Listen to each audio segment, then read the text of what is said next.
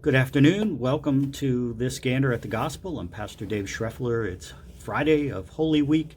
It's Good Friday, so we're going to take some time to take a look at the Gospel assigned for this particular day, Good Friday.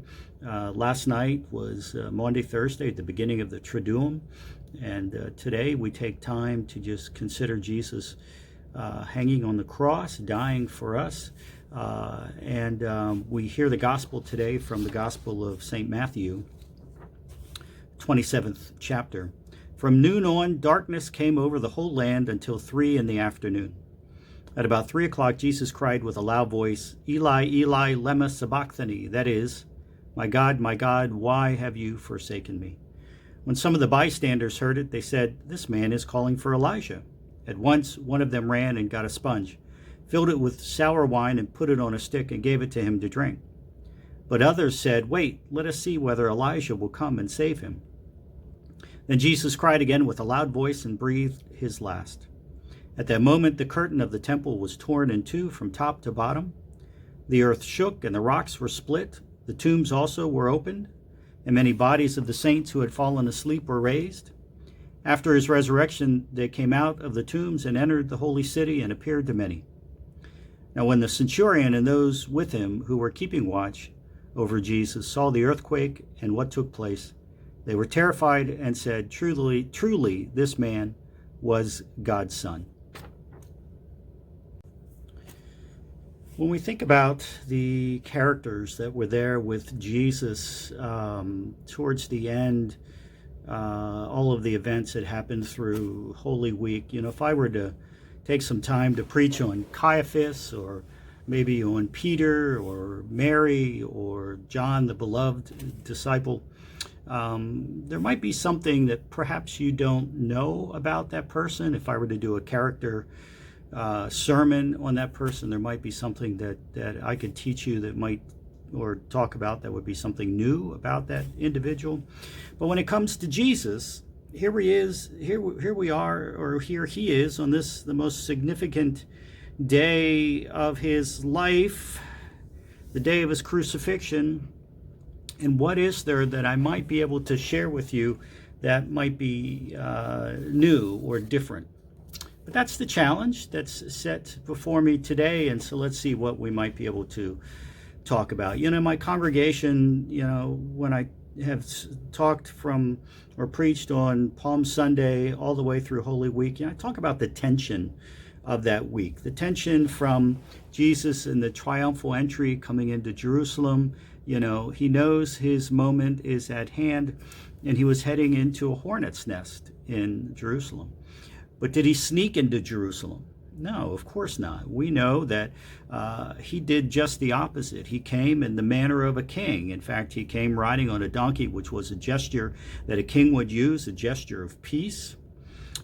He was in many ways mocking the Romans, challenging the religious leaders, pushing his disciples to understand his true identity.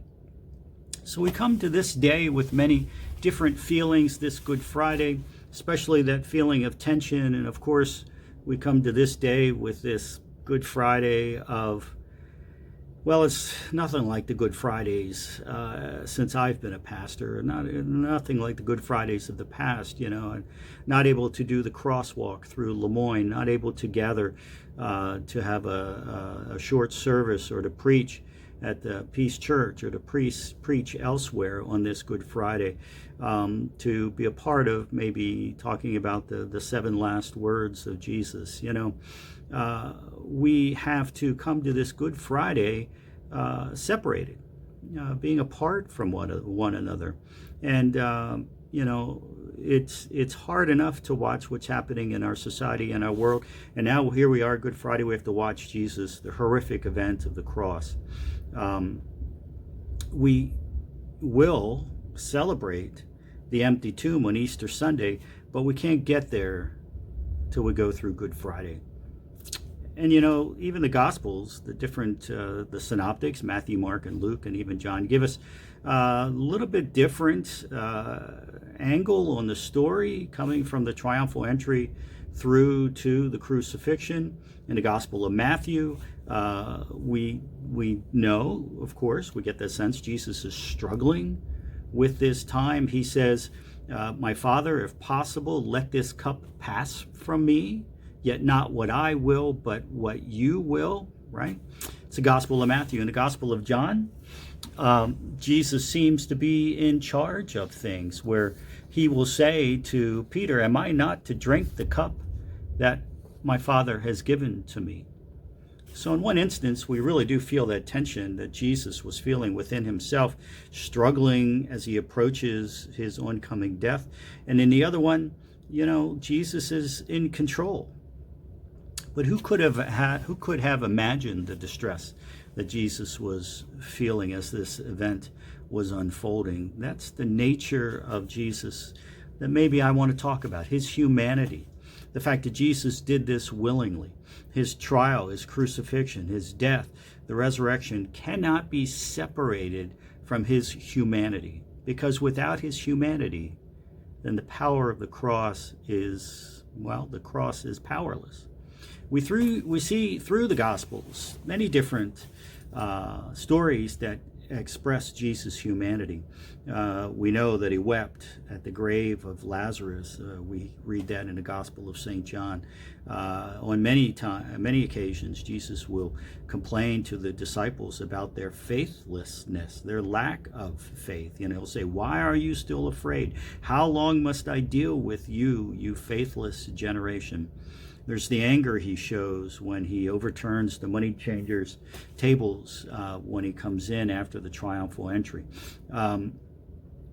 We have a hard time sometimes really getting a grasp on Jesus, his humanity. The divinity we're okay with. The humanity, thinking about Jesus as a walking, talking, what color were his eyes? What was the bend of his nose? I mean, those things were really, we struggle sometimes with the humanity of Jesus, and yet we know that he was both fully human and fully divine.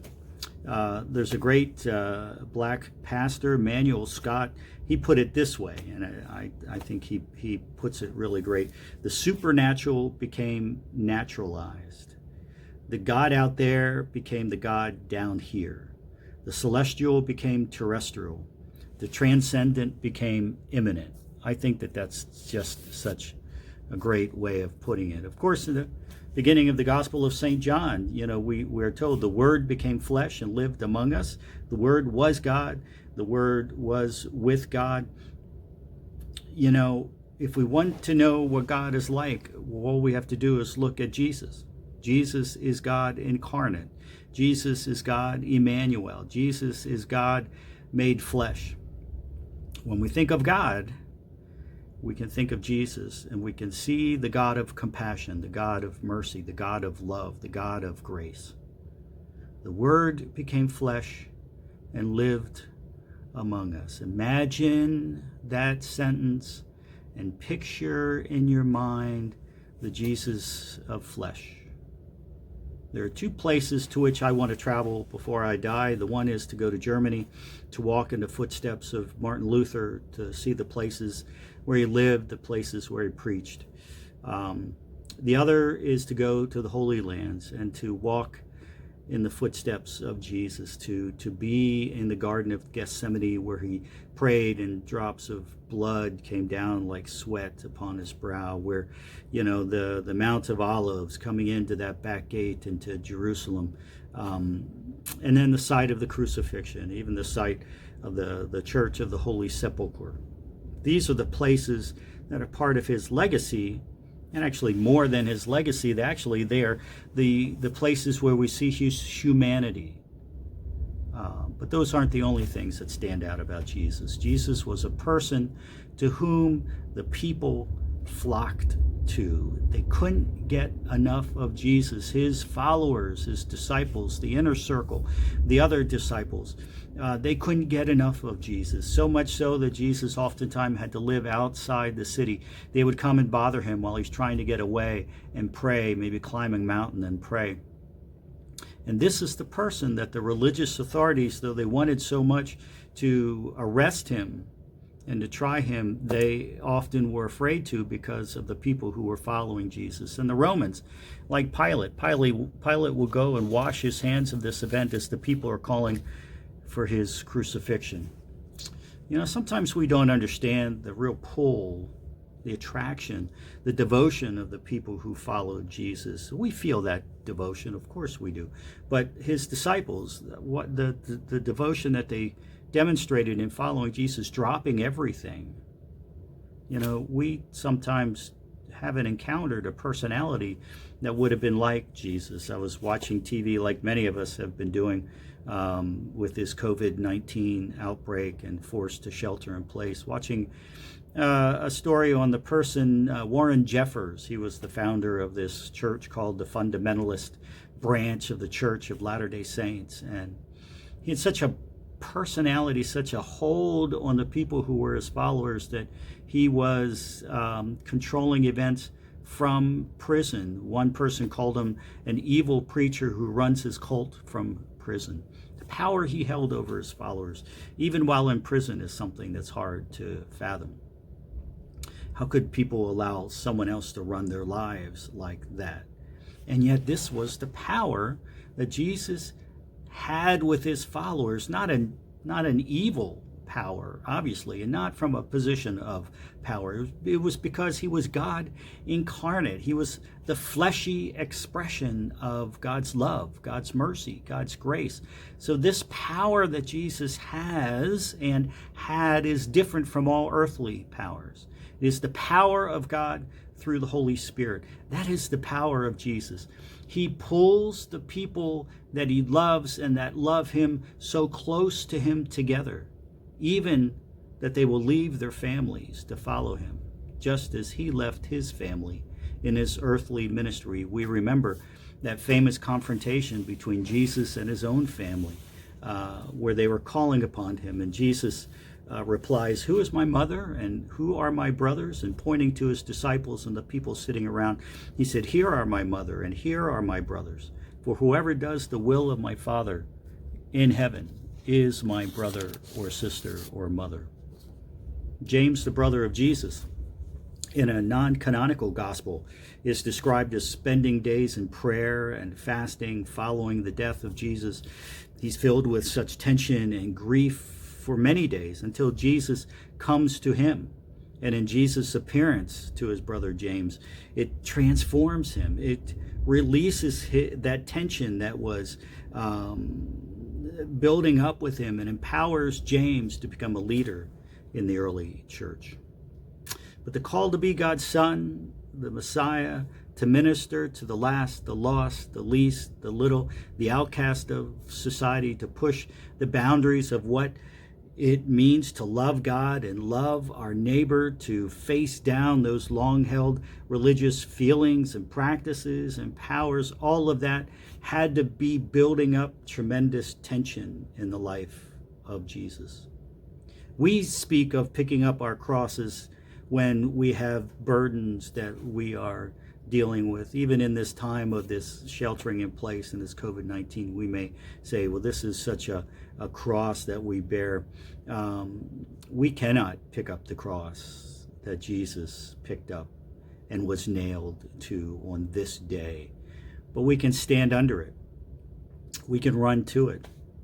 We can pray at the foot of the cross of Jesus, even if we can't look at him as he hangs there. Eli, Eli, lema sabachthani. My God, why have you forsaken me? His humanity cries out, but his divinity wins out. It is this humanity that we watch today on this Good Friday. But on Sunday, just wait for that first day of the week if you want to see the power of God. My friends, blessings to you on this Good Friday.